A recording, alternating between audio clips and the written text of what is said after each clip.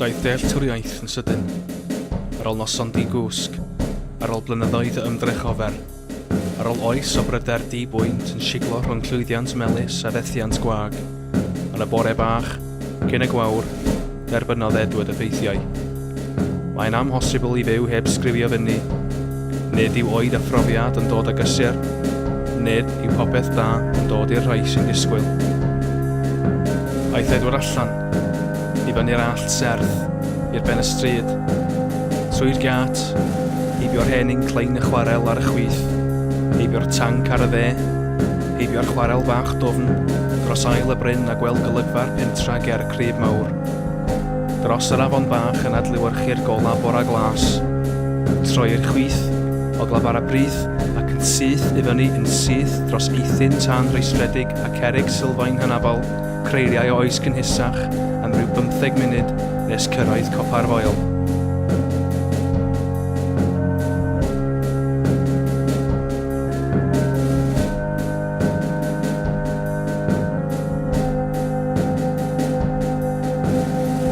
Doedd na dim niwl yr awyr i gwbl, ac oedd yn gallu gweld yr ynysoedd. Iwerddon yn glas yn y pellter, môn fel patsin gwlyb o wysog, ac i'r gogledd, Mannaw.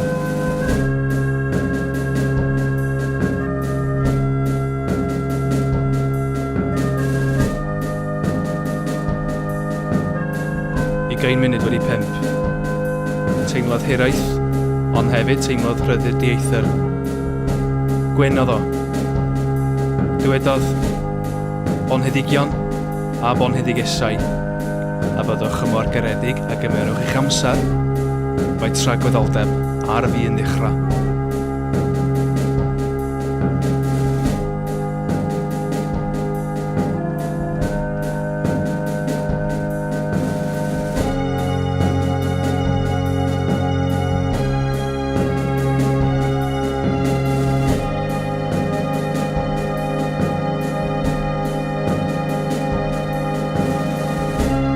Yn lle troi nôl i'r pentre, fel oedd ei arfer, penderfynodd cerdded lawr ochr pell y bryn.